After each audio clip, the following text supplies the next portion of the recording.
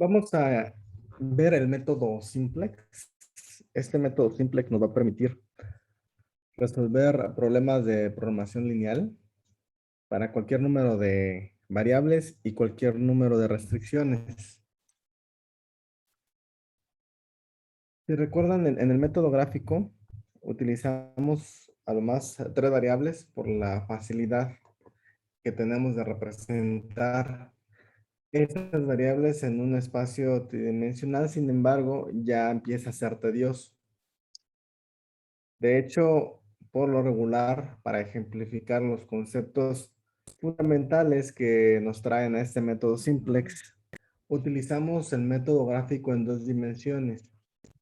Y todos los conceptos que se ven en método gráfico en dos dimensiones aplican también a n dimensiones, 3, 4, 5, n dimensiones. Entonces, este método simplex fue desarrollado por Danzig. Es cualquier número de variables y restricciones. Aquí el procedimiento, el algoritmo, utiliza esta propiedad fundamental en la que cuando esta solución óptima existe, esta corresponde a uno de los puntos esquina de la región factible, o sea, una de las esquinas del polígono, del politopo. Ahora, ese método simplex siempre comienza con una solución factible inicial, que es el origen.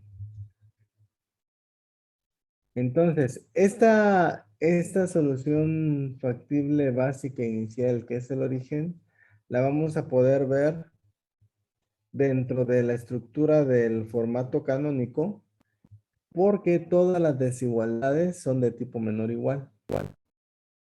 Después, probamos esta solución. ¿Qué queremos decir con esto?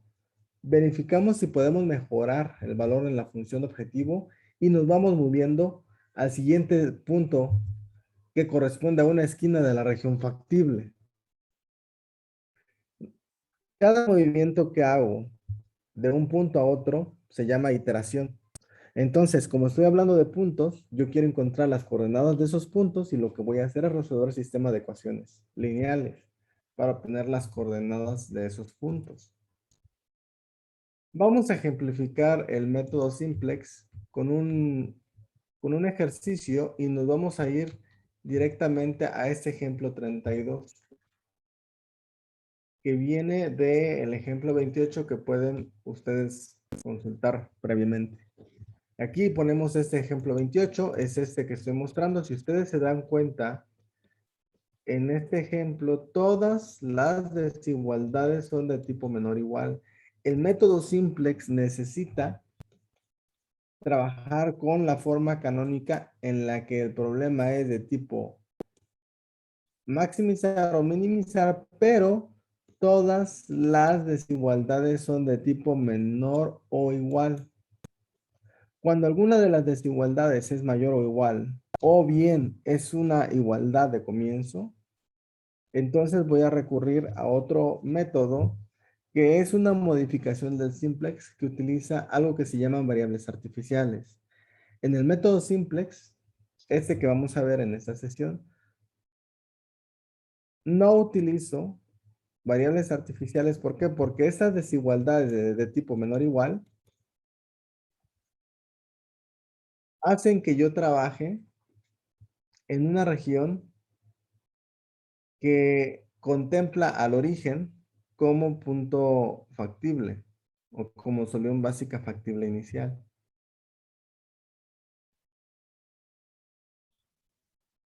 Si yo grafico, voy a hacer aquí un esbozo rápidamente de estas desigualdades de tipo menor o igual.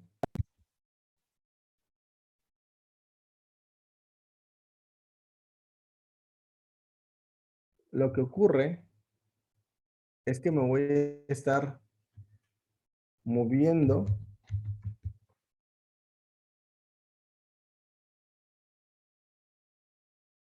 dentro de una región que contempla a este origen. Por eso todas las desigualdades tienen que ser menor o igual. Y en esto consiste la aplicación de este primer algoritmo.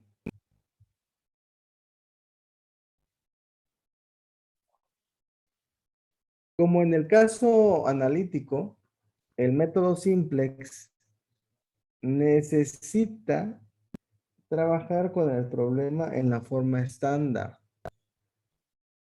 ¿Qué quiere decir? Que a todas las desigualdades que yo tengo de tipo menor igual, entonces les voy a agregar una variable de superávit. ¿Para qué? Para que yo pueda tener ahora ecuaciones en el problema. Este es el primer paso, bajar con el método simplex, pasarlo a la forma estándar. Y a continuación vamos a elaborar una tabla que la vamos a llamar tabla simplex, que nos va a permitir realizar las operaciones algebraicas necesarias para resolver los sistemas de ecuaciones lineales que representan cada punto sobre el que nos estamos moviendo.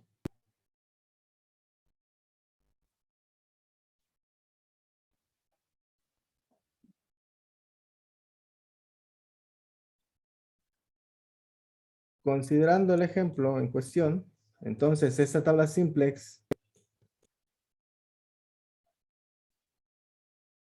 se va a armar de la siguiente forma. En primer lugar, pues vamos a vaciar la información que tenemos del problema en su forma estándar. Recuerden, del formato canónico lo voy a pasar al formato estándar.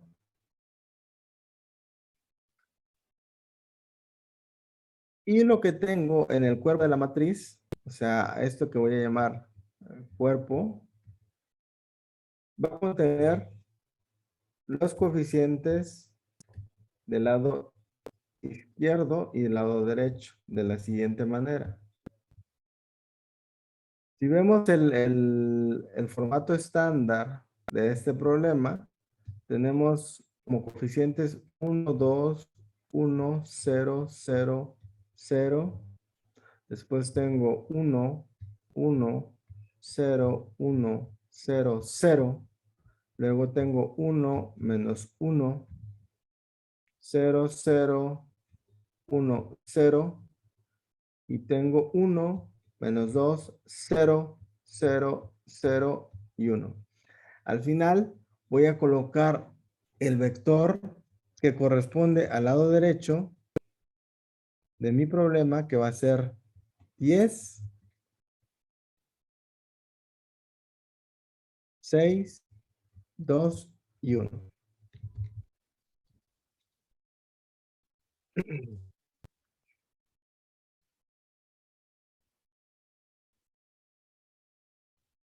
Ahora, acá arriba de la tabla, justo donde tengo la letra Z, voy a colocar los coeficientes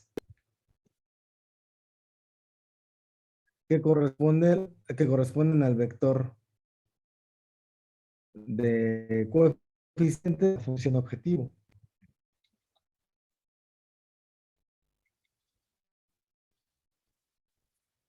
Si nosotros, bueno, si ustedes revisan el problema que tenemos en la presentación,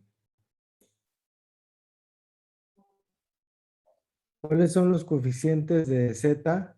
Es 2, tenemos 1, y recuerden que los coeficientes de las variables de holgura, S1, S2, etcétera, son 0 para no afectar a la función objetivo.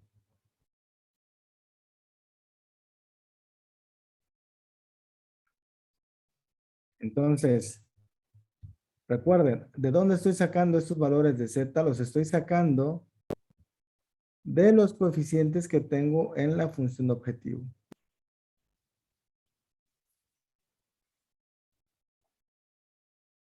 Acá en esta columna que dice basis, corresponde a las variables básicas del problema. Por eso es importante comprender a qué le llamamos básicas en el método analítico. En el método analítico le llamamos variables básicas aquellas variables que utilizo para resolver mi sistema y obtener la solución. Aquellas que no utilizo en el sistema, decíamos que por defecto son cero. Y esas variables las llamamos no básicas. Y entonces aquí en el método simplex vamos a ver por qué es importante diferenciar básicas de no básicas y viceversa. Aquí, al comienzo del método simplex, siempre comienzo como variables básicas a S1, S2, S3 y S4 porque son las que forman matriz identidad en el problema. Si ustedes observan, la matriz que se forma debajo de las variables de holgura S1, S2, S3, S4 forman una matriz identidad.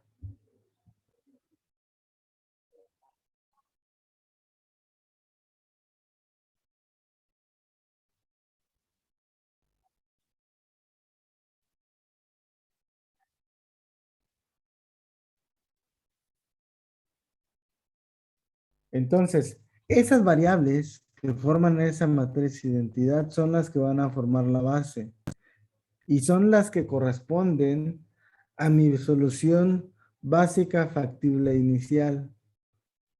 Si esas son las básicas, S1, S2, S3, S4, ¿qué quiere decir?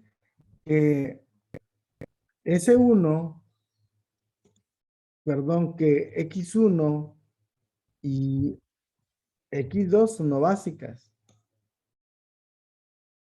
¿Y eso a qué equivale entonces? A que la solución inicial corresponde al origen.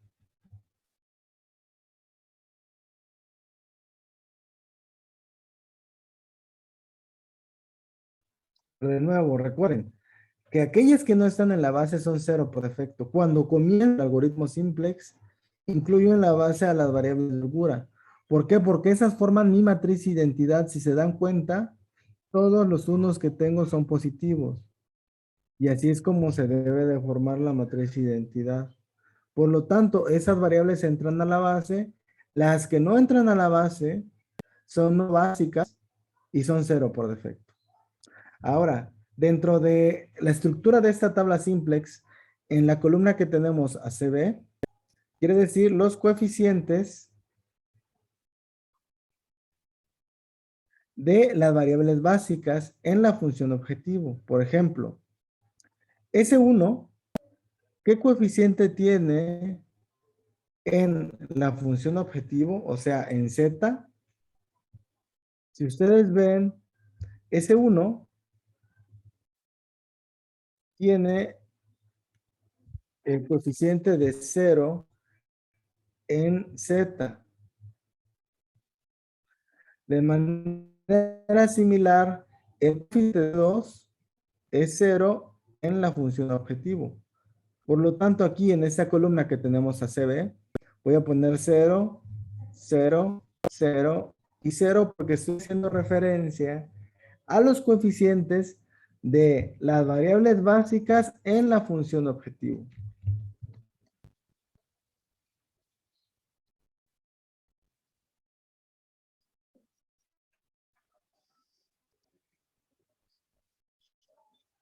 A continuación, tenemos dos filas al final de esta tabla que las estamos llamando CJ y la última fila es CJ menos ZJ, que también voy a llamar en algunas ocasiones como CJ estimado.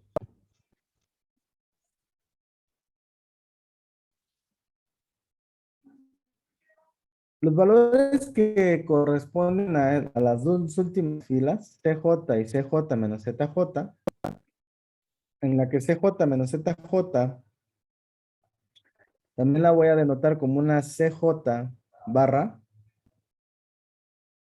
se calculan de la siguiente manera. CJ es la pérdida o ganancia que yo voy a obtener por producir una unidad de X1 o una unidad de X2 y así sucesivamente. Y CJ menos ZJ va a ser la contribución neta. De hecho, si ustedes observan, es una resta. ¿Qué voy a restar? Voy a restar el coeficiente de Z, por ejemplo 2, menos el valor de ZJ. Es similar como cuando yo tengo una función de utilidad en la que al precio de venta le resto los costos asociados y obtengo esa utilidad neta. Es un concepto similar.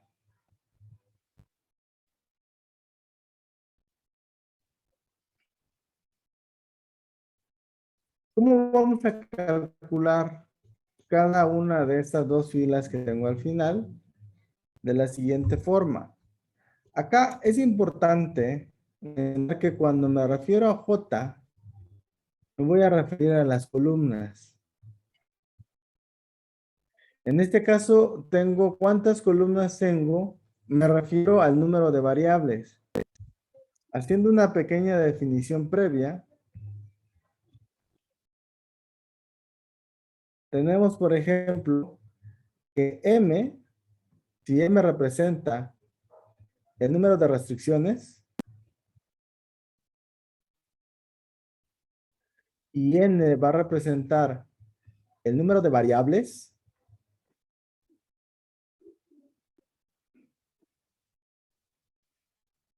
entonces J es un subíndice, es un índice que corre de 1 hasta N. E I es el índice que corre de 1 hasta M.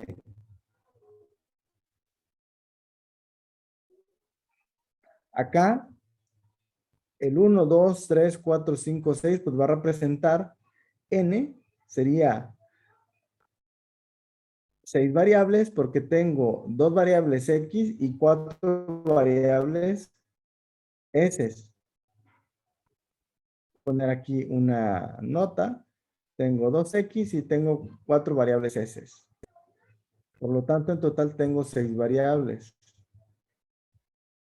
Por lo tanto, en este problema, tengo que N es igual a 6 y M es el número de restricciones que tengo, que es el número de filas. Y acá tengo 4 filas que son 4 restricciones del problema.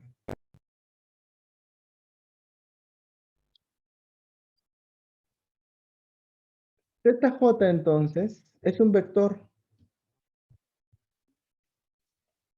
Es un vector compuesto de 6 valores. Z1, Z2, Z3, Z4, Z5, Z6. Pero estos valores no representan los valores de la función objetivo Z. Simplemente representan la contribución o pérdida si yo decido fabricar una unidad de X1, una unidad de X2 y así sucesivamente.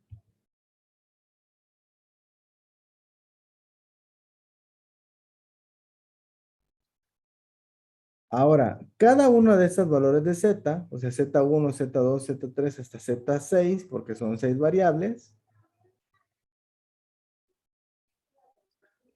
se van a calcular multiplicando cada columna de las variables representadas por X1 por la columna de CB. Por ejemplo, Z1 va a representar, lo voy a representar por este vector que voy a denotar como 1, 1, 2, 1,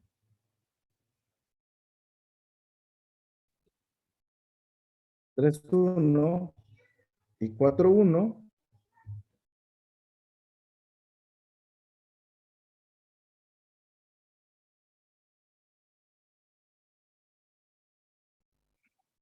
Voy a poner primero el vector CB.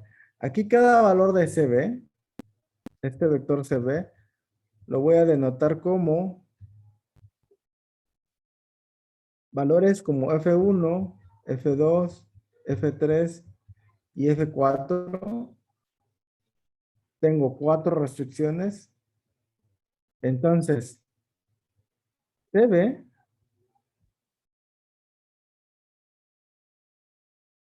lo voy a denotar como el vector transpuesto multiplicado por cada una de las columnas. En este caso voy a poner la columna 1. Por ejemplo, C1, voy a representar la columna que corresponde a la variable 1. C2, a la columna que corresponde a la variable 2, que es X1, X2, y así sucesivamente. En este caso hasta C6, que sería a la columna que corresponde a la variable 6, que es S4 en este ejemplo. Entonces, estos representan vectores que se verían de la siguiente forma. Recuerden que se ve en este momento en el simplex inicial, representa este vector de ceros. ¿Por qué ceros? Porque representan los coeficientes de la base S1, S2, S3, coeficientes en la función objetivo. Esto aparecería representado así: 0, 0, 0, que indica al primer vector de la columna 1, que en este caso es el vector de la columna de X1. Va a ser 1, 1, 1 y 1.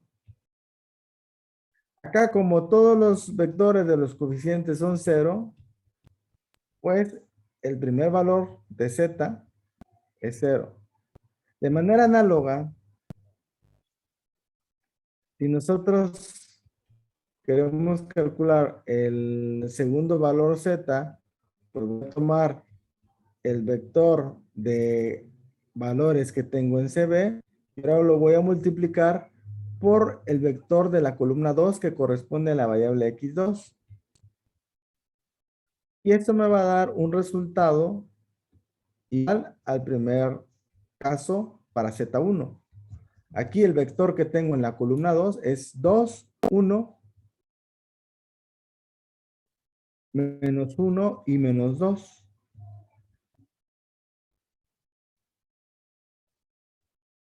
Voy a marcar acá.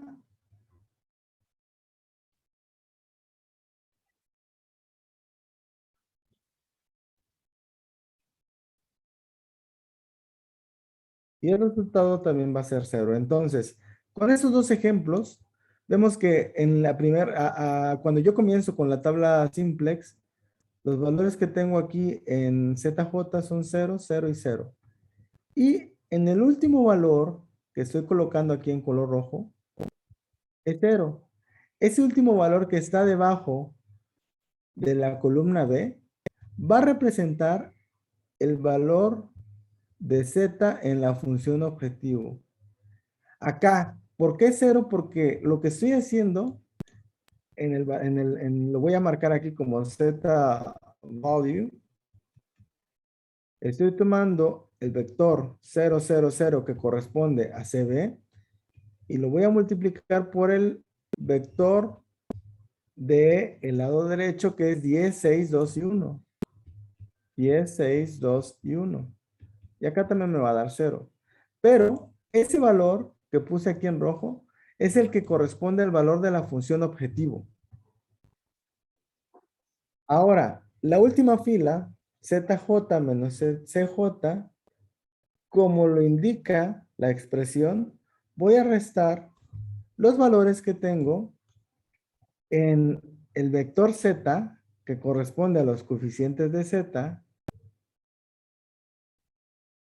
y se los voy a restar a ZJ. Por ejemplo, en el primer caso voy a obtener 2 menos 0, voy a obtener 2. En el segundo caso sería 1 menos 0, 1. Y así sucesivamente. Va a ser 0 menos 0, 0 menos 0, 0 menos 0 y así sucesivamente.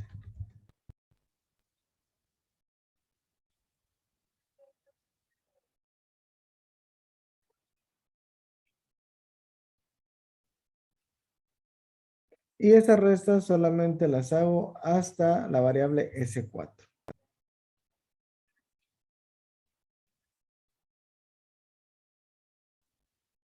Esta es la tabla inicial simplex para resolver el problema de programación lineal.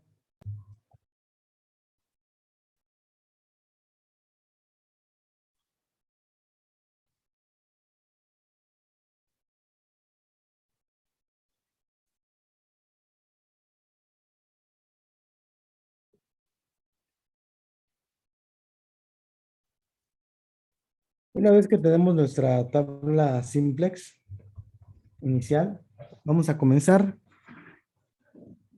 con el algoritmo. Lo primero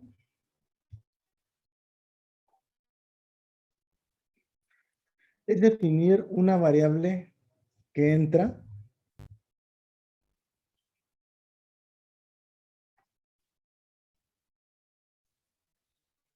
y después una variable que sale.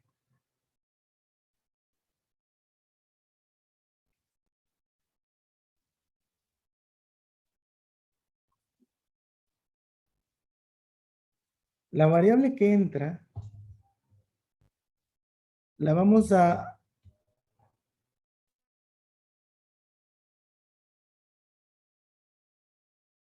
determinar a partir de la última fila que la llamamos CJ menos ZJ, que representa la contribución neta. ¿Y de qué manera?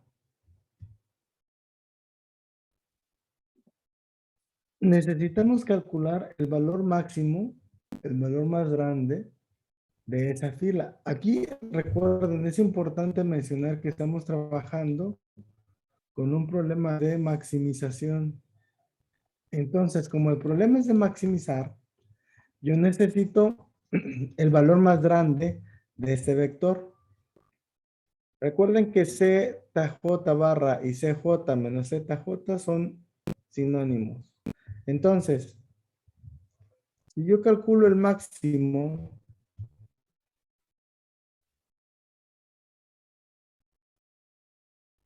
de este vector CJ menos ZJ,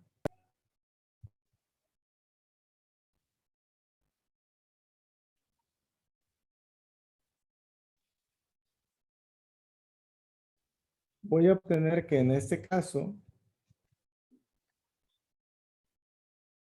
el máximo entre 2, 1 y 0 va a ser 2. Entonces, este valor máximo va a definir que la variable que entra va a ser x1. ¿Por qué? Porque acá en x1 estoy observando que tengo la mayor posibilidad de crecer o de mejorar la solución, de acuerdo a lo que tengo en la contribución neta. Ahora, la variable que va a salir, bueno, antes, esto es para un problema de maximización. Si el problema fuera de minimización, pues sería lo contrario. En lugar de que fuera el máximo, tendríamos que calcular el valor más pequeño o el mínimo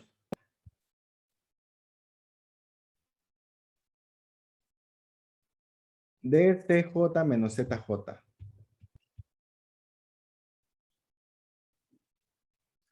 Si el problema fuera de minimizar,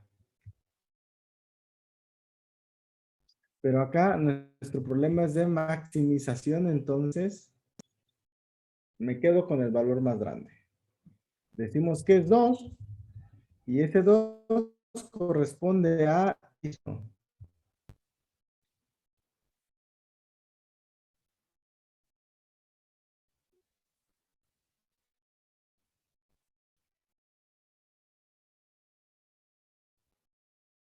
Ahora, la variable que va a salir, la voy a determinar de la siguiente forma. Voy a poner acá una letra vega Z que va a representar mis ratios. ¿Y qué van a hacer esos ratios? ¿O cómo los voy a calcular? Cada uno de estos ratios que tengo, o sea, ¿cuántos ratios voy a obtener? Pues voy a obtener 4, que son el número de variables que tengo. O sea, esta ZI la voy a determinar tomando en cuenta la división entre cada elemento que tengo en la columna B y el vector de la variable que va a entrar. En este ejemplo, la variable que entra, decimos que es x1. Si yo represento cada uno de los elementos de x1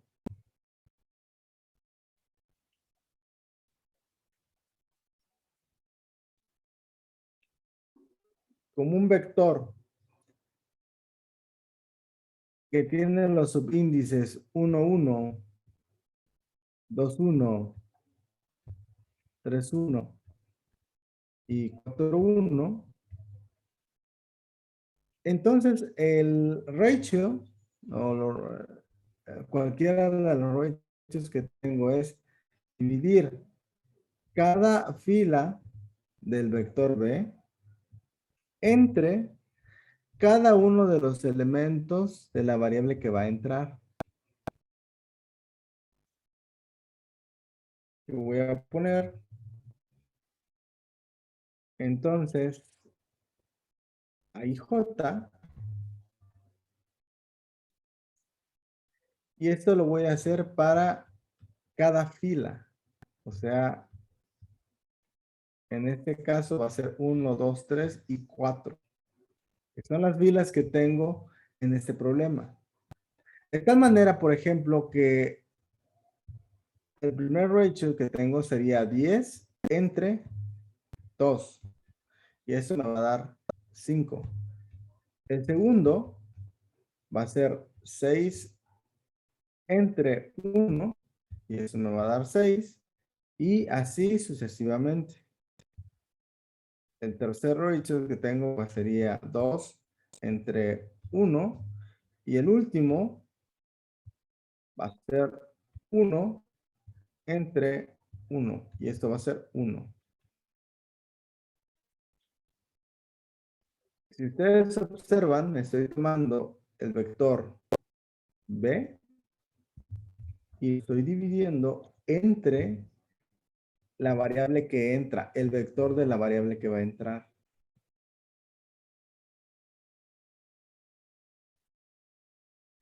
Ahora, solamente a tomar los ratios cuando la división sea entre números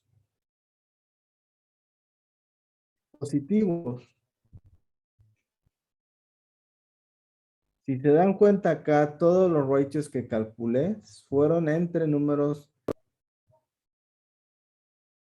positivos.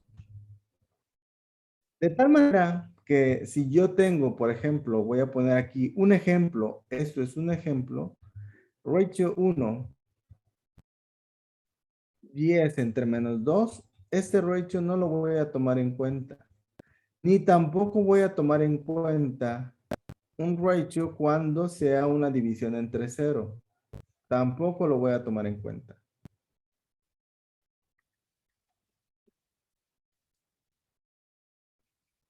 Continuando con el asunto de los ratios, estos quedarían como 5, 6, 2 y 1.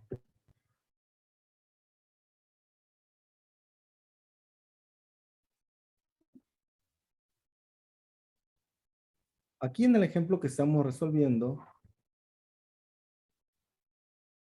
solo deben de tomar en cuenta que esos coeficientes que estoy borrando están invertidos. Es 1 y 2, por lo tanto, el ratio del primer elemento es 10 entre 1, eso es 10,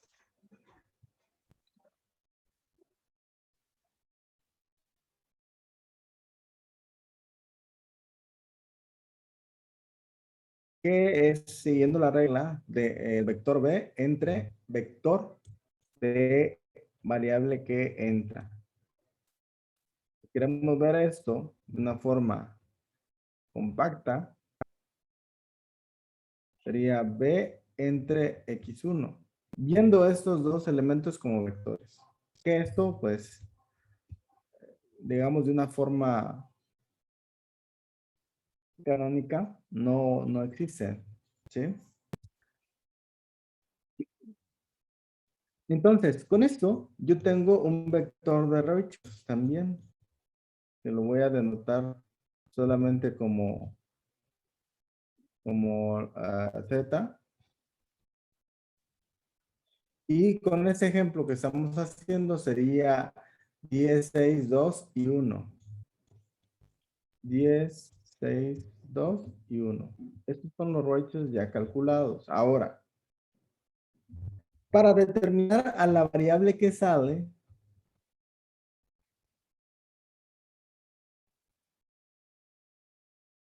lo que voy a calcular ahora es el mínimo de este vector z. Calcular el mínimo entre 1 y los 4 elementos. Recuerden que aquí son 4. ¿Por qué? Porque es el número de restricciones que tengo.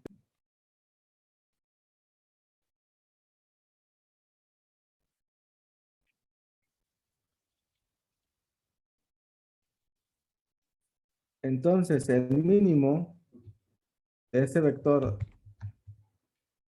z,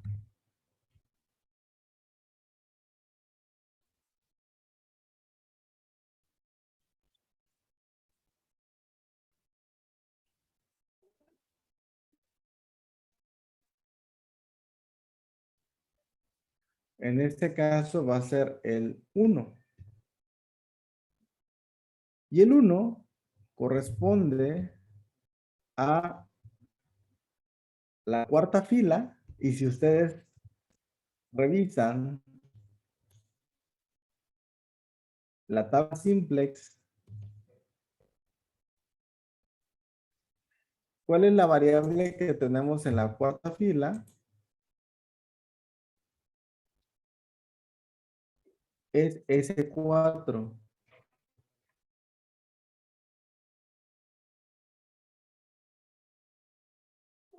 Aquí lo ponen etiquetas. Eso sería S1, S2, S y S4. Entonces, en este caso, el mínimo de los ratios es 1 y corresponde, por lo tanto, a la variable que va a salir 4. ¿Esto qué quiere decir entonces?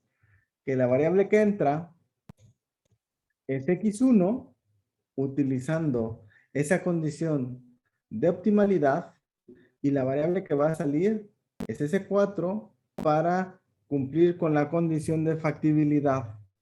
Entonces aquí variable que entra, voy a hablar de optimalidad y cuando yo determino la variable que sale, estoy hablando de factibilidad.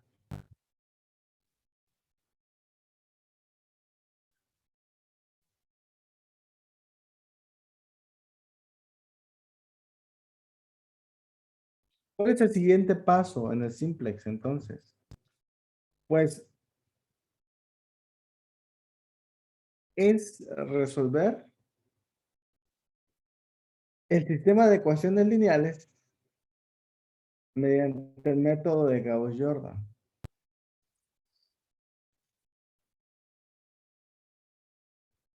Y acá, para resolver, voy a marcar cuál es el pivote. Recuerden que dijimos que x1 es la variable que va a entrar y este 4 es la variable que va a salir. Por lo tanto, el pivote se encuentra en la intersección de la fila que corresponde a ese 4 con x1, la columna x1. El pivote va a ser 1. Aquí nada más tendría yo que actualizar ese 4 porque ese 4 se va de la base, sale y va a entrar x1.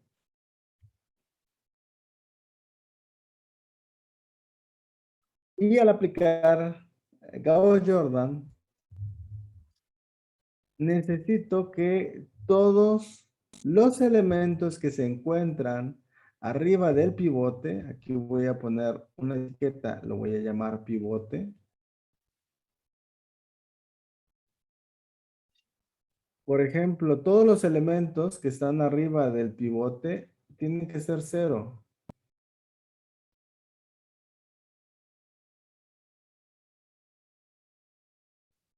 Y recuerden, para que ocurra eso,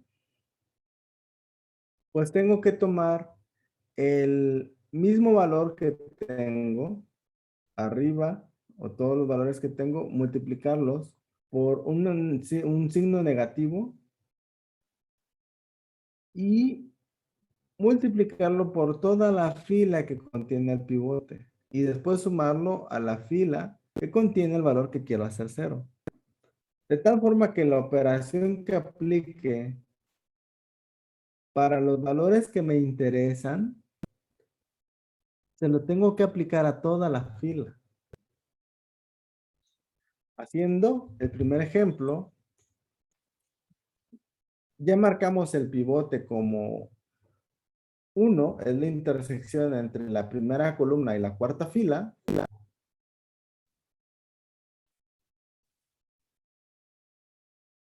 Haciendo cero al primer elemento únicamente,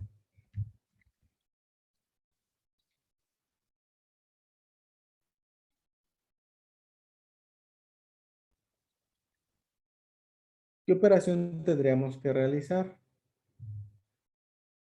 Voy a poner aquí etiquetas. Recuerden, el pivote, ¿cómo lo determiné? En la intersección de variable que entra y variable que sale. Ahí está el pivote. Voy a poner aquí etiquetas. Voy a llamar fila 1, fila 2, fila 3 y fila 4.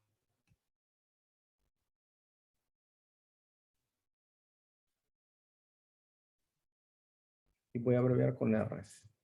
R1, R2, R3, R4, respectivamente.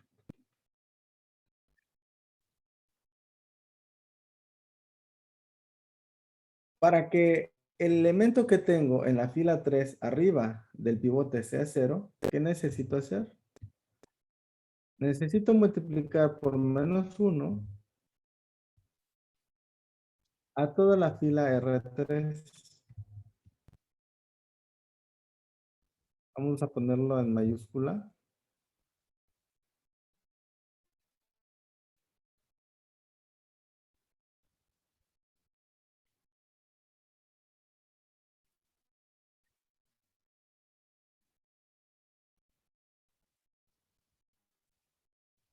Voy a multiplicar por menos uno a la fila R3.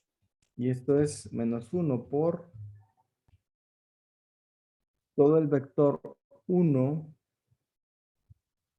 menos uno 0 0 1 0 2. Aquí voy a poner etiqueta. Recuerden que esto es de corresponde a X1, X2, S1, S2, S3, S4 y B. Y eso es la fila 3. Entonces, al hacer esa multiplicación, ¿qué me va a quedar? Me va a quedar menos uno, menos por menos me va a dar más uno, cero, cero, menos uno, cero, menos 2. Esto sería la nueva fila R3. Ahora, recuerden que en R4, aquí en este ejemplo, en R4 tengo al pivote, que es uno, menos 2, cero, cero, cero, uno y uno.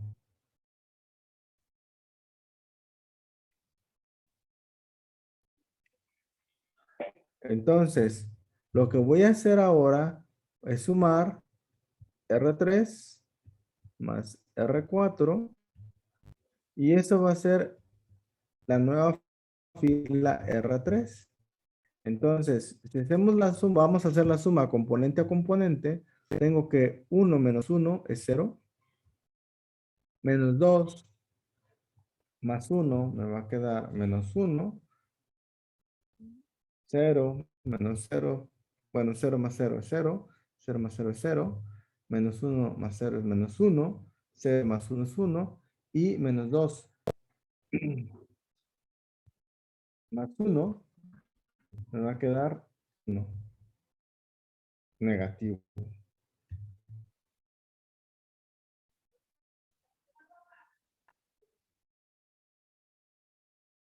Estos valores son los que voy a incluir ahora en la nueva fila R3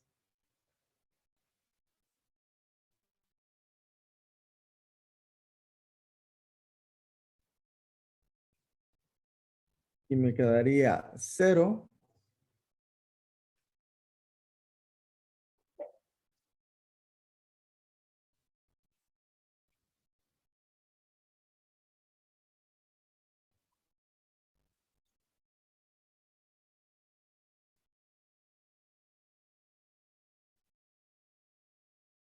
Cero menos uno, cero, cero, menos uno, uno y menos uno.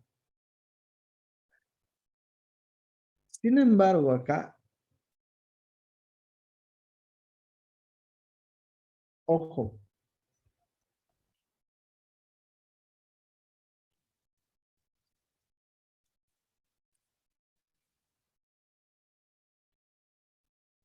aquí tenemos un error. ¿Cuál es el error? Que cuando hice la multiplicación, este menos uno por R3, realmente R3 es el que necesito que sea cero, pero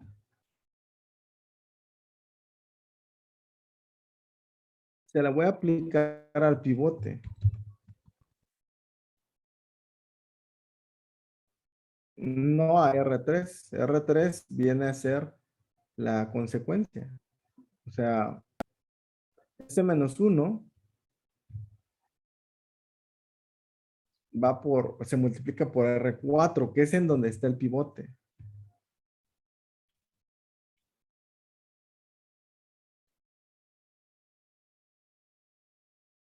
Aquí voy a borrar esto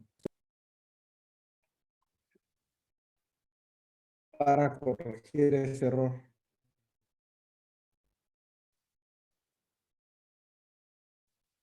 Recuerden, el menos uno es porque tenía en el problema original arriba del pivote, tenía los valores de uno menos uno, cero, cero, uno y cero. O sea, los valores originales que tenía arriba del pivote eran estos. Uno,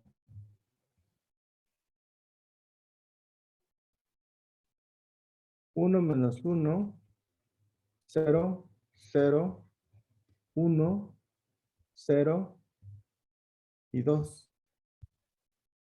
Este uno que estoy marcando en color verde, quiero que sea cero. Pero lo que le haga a ese elemento se lo aplico a toda la fila. Con el pivote identificado, en la intersección de variable que entra con variable que sale, entonces voy a tomar a menos uno. ¿Por qué menos uno en ese caso? ¿Por qué ese menos uno? Porque es el uno que tengo arriba del pivote. Si ese lugar, si ese valor fuera otro, 2, 3, 4, entonces aquí sería menos 2, menos 3, etcétera. Y es importante también que el pivote siempre sea uno. Si el pivote es diferente de uno, voy a poner aquí una nota. Si el pivote es diferente de uno, ¿qué necesito hacer? Necesito tomar a toda la fila y dividir, por ejemplo, asumiendo que es la fila 4, dividir a toda la fila entre el pivote, de tal manera que yo normalice y obtenga el uno en el pivote. Eso es algo bien, bien importante.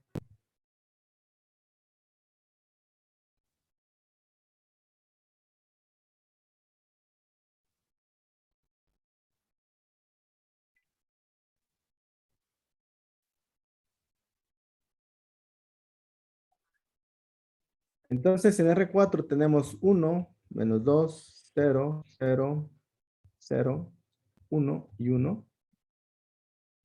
A multiplicar por menos uno, nos va a quedar menos uno, 2 positivo, cero, cero, cero, menos uno y menos uno.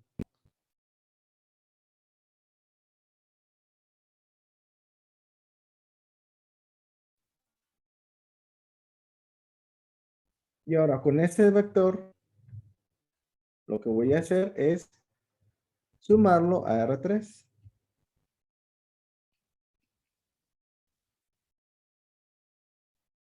Recordemos que R3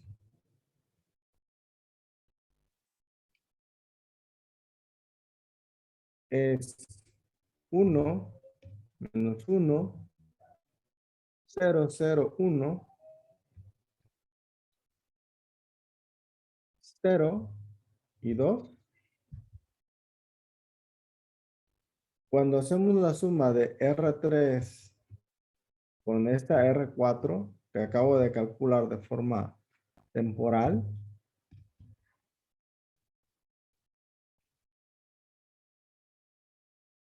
aquí voy a poner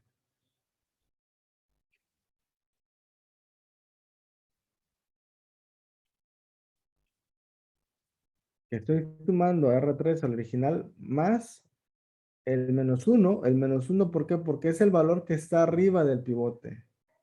No siempre va a ser menos uno, puede ser menos 2, menos 3. Depende de cuál es el valor que tenga arriba del pivote. Al hacer esta operación, entonces, componente a componente, ¿qué me queda? Me queda que menos uno, y esto sí se lo voy a asignar a R3, menos uno más uno es cero, 2 menos uno es uno, cero, cero, uno, menos uno y uno.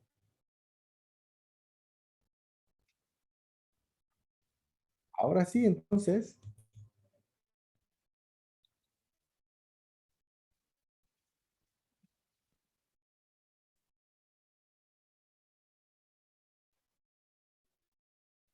modificando los valores de la tabla, con esos elementos que acabamos de calcular,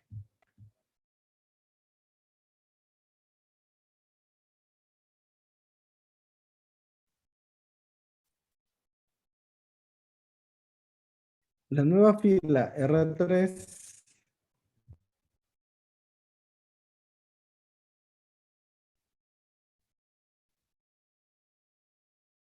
queda como 0, 1, 0, 0, 1, menos 1 y 1. Y lo que acabo de aplicar ahorita para R3, entonces ahora lo voy a repetir para R4. Perdón, para R2. R4, en R4 es el pivote. Aquí le voy a poner un asterisco.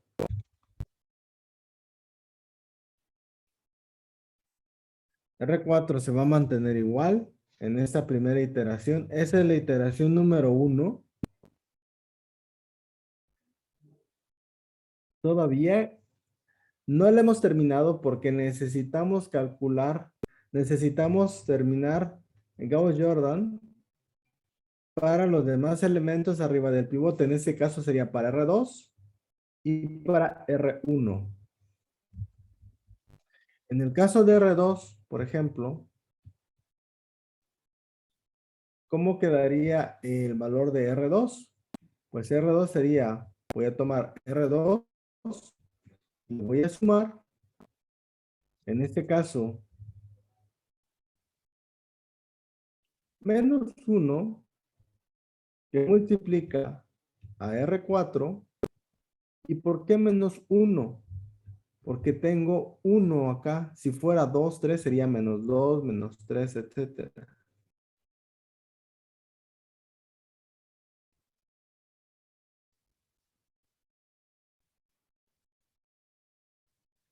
Y esto, pues me quedaría que la fila R2 sería 1, 1, 0, 1, 0, 0, 6. A esto le voy a sumar, voy a poner aquí el vector abajo, menos 1 por R4. R4 es el vector que contiene al pivote, sería menos 1, 2, 0, 0, 0, menos 1 y menos 1.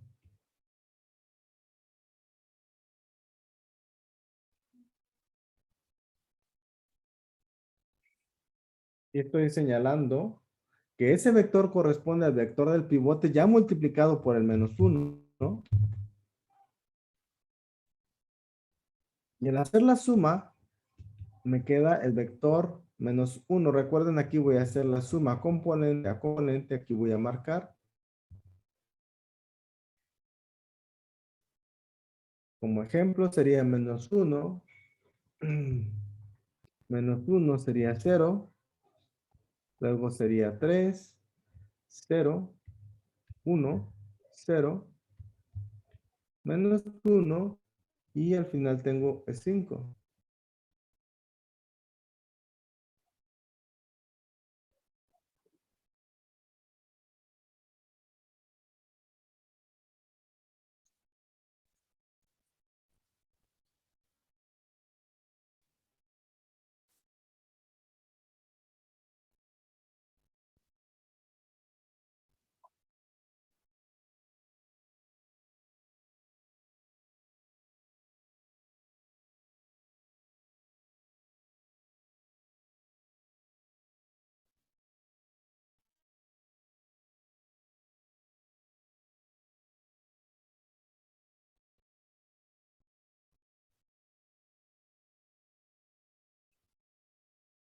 Y acá el nuevo vector R2.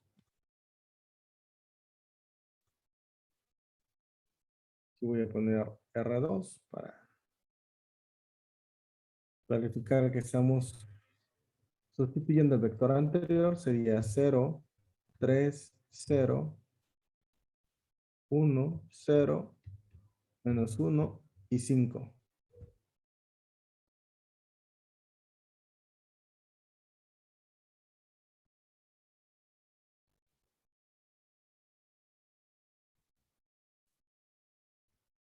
Con esto, la primera fila, R1, va a tener el mismo Pues lo mismo, va a ser la operación. Necesito que ese uno que esté marcando en verde sea cero. Entonces acá R1 va a ser igual a que a R1 más menos uno que multiplica a R4. De nuevo, ¿por qué menos uno? Porque ese es el valor que tengo aquí arriba del pivote. Si ese valor fuera 2 3 fuera entonces menos 2 menos 3 y así sucesivamente.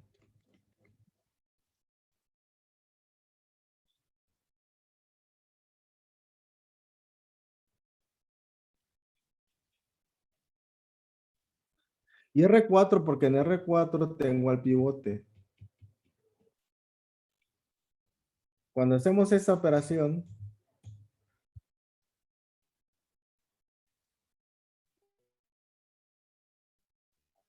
¿qué es lo que voy a obtener? Voy a obtener el 1, 2, 1, 0, 0, 0, 10, que se lo voy a sumar a,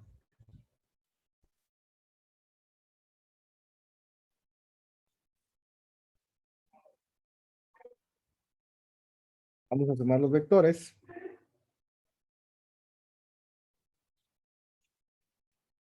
R1 con R4 multiplicado por menos 1,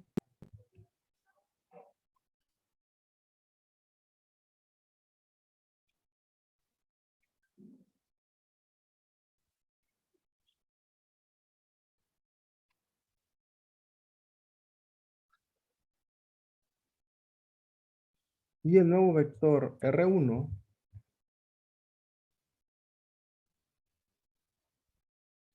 quedaría como 0, 4, 1, 0, 0, menos 1 y 9.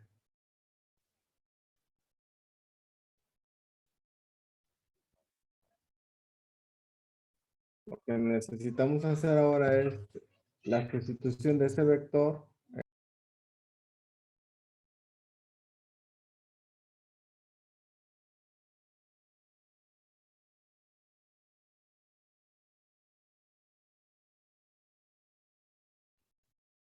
Sustituyendo el nuevo vector de la fila 1 en la fila 1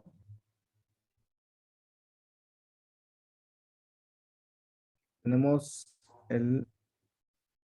la primera iteración casi lista. Necesitamos actualizar, recuerden, S4 fue una variable que salió de la base.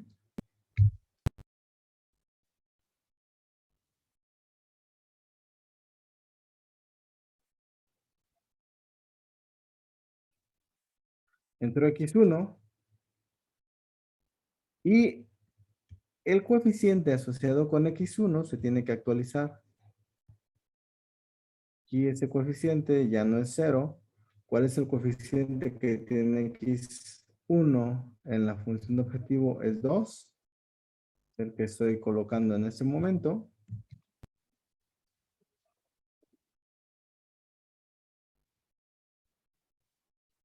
Y actualizamos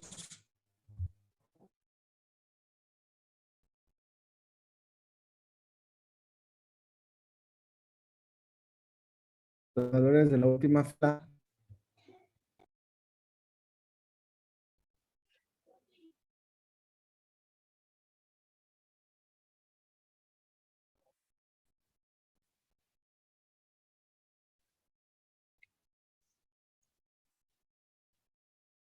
Como lo habíamos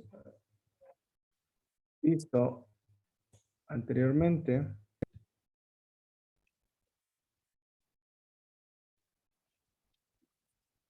en la que ZJ es la multiplicación de cada fila, de cada columna por el vector CB.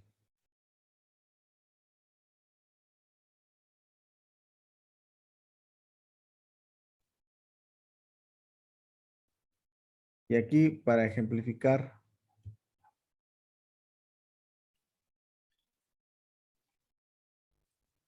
un caso, vamos a recordar, por ejemplo, que Z1 con esos valores sería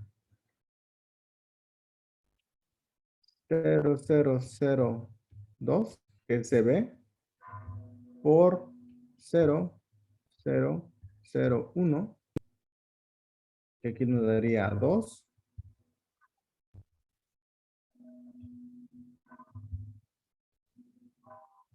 En el siguiente caso, Z2 sería 0,002. Recuerden que esos son los coeficientes en CB. Ahora por la columna que tengo en X2, que es 4, 3, 1 menos 2.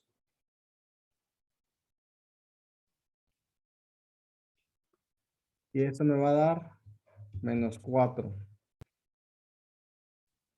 Aquí les pediría que verifiquen esos valores, que son los que incluiríamos en ZJ, perdón. Haciendo todas las operaciones correspondientes, al final ya no es 0, al final tendría yo un 2. Y la última fila, pues es CJ menos ZJ, decíamos que es 2 menos 2, 0, 1 menos 4, sería 5, positivo, porque es menos por menos más. Y así hago la operación, sería 0, 0, 0 y menos 2. Esto es la primera iteración del algoritmo simplex. Esto es la iteración 1. Voy a poner aquí una etiqueta, voy a poner iter 1. Es la primera iteración. ¿Qué quiere decir? Que acabamos de encontrar un punto dentro de la región factible que corresponde a un punto esquina de ese polígono o del politopo. Y la pregunta es si este valor es el óptimo o no. O sea, ¿puedo seguir mejorando? ¿Sí o no? Aquí la pregunta es, la respuesta a esa pregunta es que la solución no es óptima aún.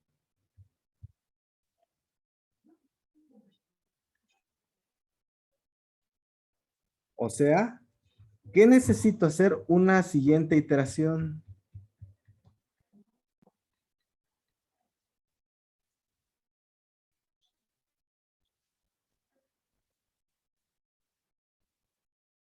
¿Por qué? ¿Por qué necesito una siguiente iteración?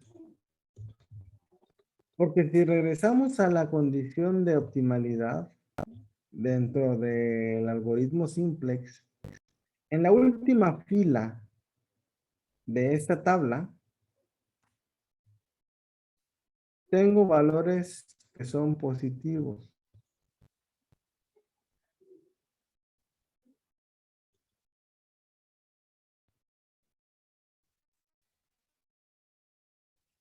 Por lo tanto, eso me indica que todavía no he encontrado una solución óptima. Si ustedes observan, en la fila que corresponde a ZJ, la última, la que tiene la barra, ZJ barra,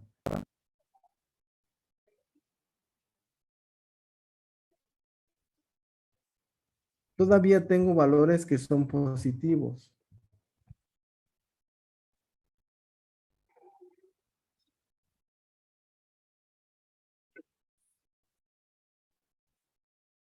¿Cuándo voy a terminar? Voy a terminar cuando todos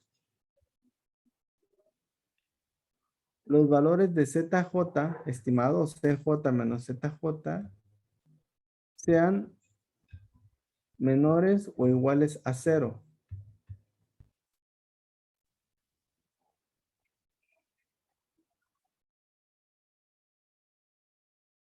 Y acá vemos que el primero cumple, pero el segundo no. Entonces, ¿qué quiere decir? que vuelvo a repetir el proceso anterior. Voy a seleccionar el valor más grande. Esto es para los problemas de maximización.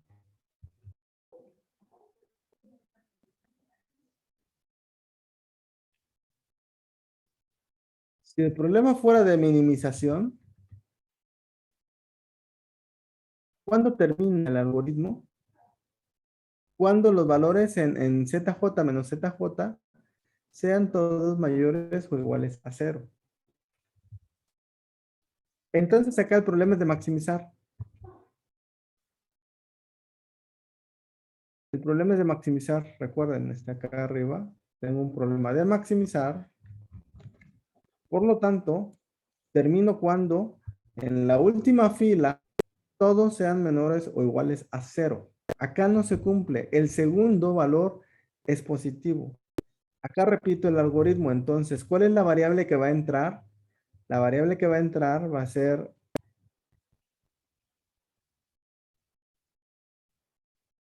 x2 en este caso. Esta es la variable que entra. Es el valor más, digamos, el valor más grande o el valor más grande, positivo. Entonces, x2 va a entrar ahora. Y necesitamos determinar cuál va a ser la variable que va a salir. Y para eso necesitamos los hechos. Esta columna que yo llamé como z. Entonces, ¿qué voy a hacer? Voy a tomar los elementos que tengo en el vector B en este momento y los voy a dividir cada uno, elemento a elemento, entre los elementos del vector que están en la columna 2 que corresponden a la variable x2.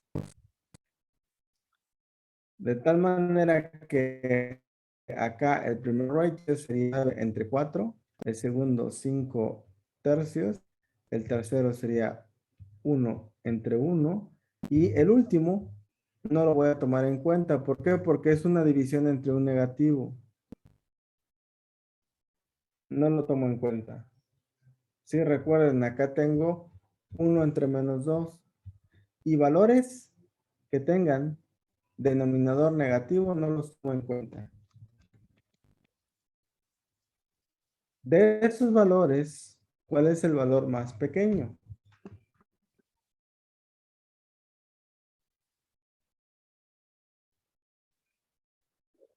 Pues el valor más pequeño entre estos tres es 1. Entonces la variable que va a salir va a ser S3. Aquí estoy marcando la fila de la variable que sale y estoy marcando la columna de la variable que va a entrar. Por lo tanto, nuestro pivote va a ser en la intersección de la columna x2 con la fila de S3, que también es 1. Y ese va a ser ahora el pivote. Y aquí hay que repetir Gauss-Jordan.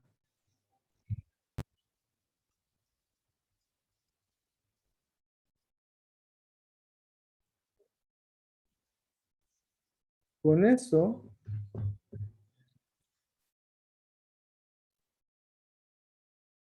vamos a verificar que esas iteraciones que tenemos en ese slide se obtuvieron siguiendo los pasos mencionados anteriormente. Aquí estoy marcando el pivote. Tengo que hacer ceros por arriba y por debajo, en este caso del pivote. Ese valor x2 tiene que ser 0. El 4 tiene que ser 0 también. Y el 3 tiene que ser 0.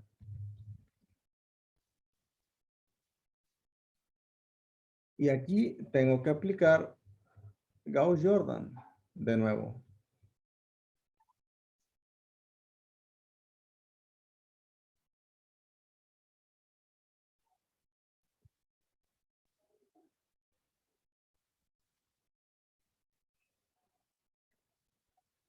Cuando aplicamos Gauss-Jordan, si ustedes se dan cuenta acá, ya tengo los ceros, aplicando las operaciones correspondientes. Actualizamos la base, entró X2, se fue S3, calculamos ZJ, recuerden, ZJ es el producto de la columna CB por cada una de mis columnas que tengo en el cuerpo de la matriz,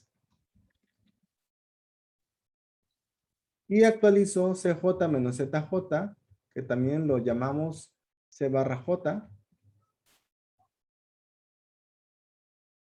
y observo de nuevo en la última fila si terminé o todavía no. Acá, si se dan cuenta, cuando yo realizo esas operaciones, en el último valor del vector tengo un 3 positivo. Recuerden, aquí el problema es de maximizar. Entonces, ¿cuándo voy a terminar?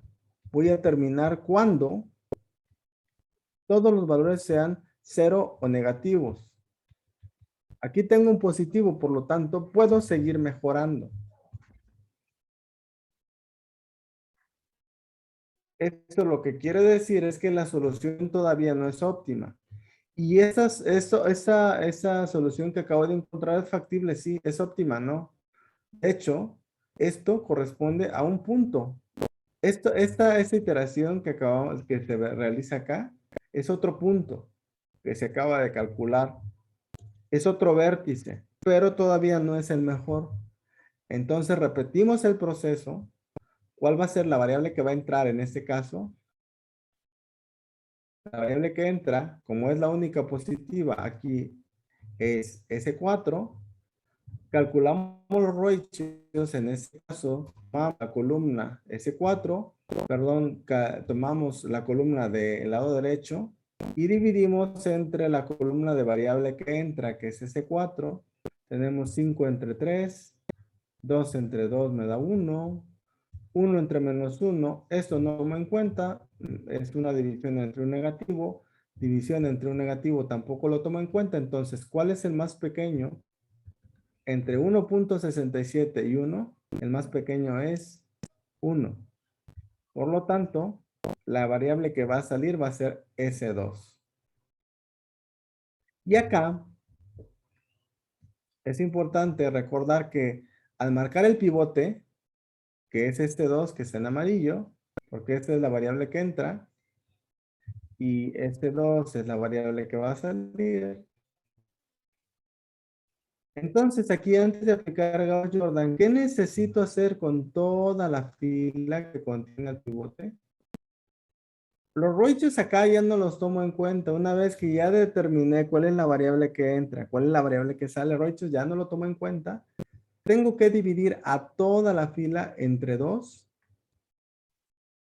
¿Para qué? Para que el pivote sea 1.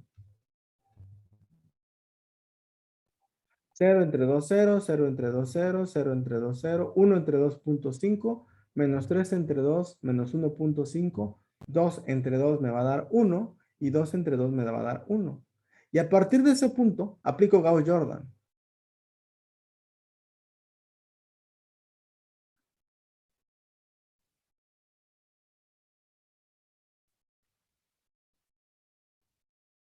Y acá tenemos, por ejemplo, una vez que aplicamos Gauss-Jordan,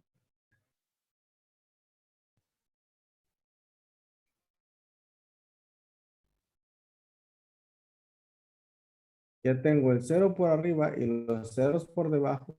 Y la operación que realicé para llegar a ese 0 se lo aplico a toda la fila. Aquí ya hice el cambio. Ya metí a S4, saqué a S2. Y al final, checo la condición de optimalidad y veo que todos son menores o iguales a 0.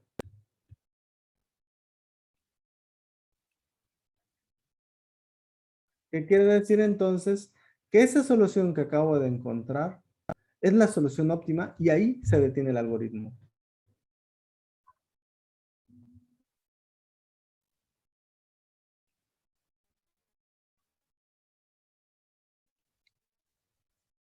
Y la solución entonces es x1, 4, x2, 2, s1, 2 y s4, 1. ¿Qué pasa con S2 y con S3?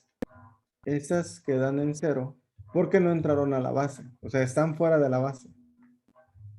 Y esas fueron no básicas porque están fuera de la base.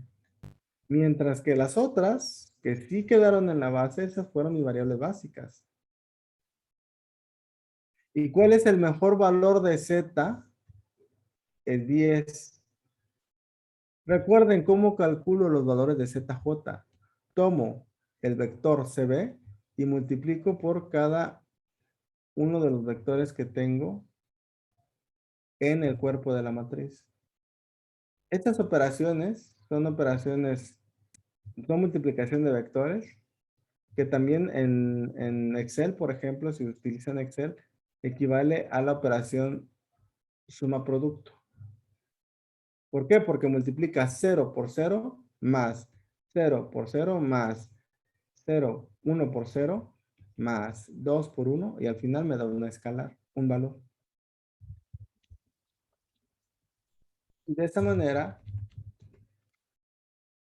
concluye el algoritmo simplex para un problema de programación lineal. Este ejemplo que vimos es un ejemplo utilizando un problema de maximización. El problema de minimización es equivalente, solo que en lugar de ver cuál es en la última fila el valor más grande, vamos a ver el valor más chico. Pero en la condición de factibilidad, aquella cuando calculamos los ratios, esa es la misma regla para problemas de maximizar y para problemas de minimizar. La regla es la misma. ¿Cuál es la regla? Es tomar el valor más pequeño de estos ratios.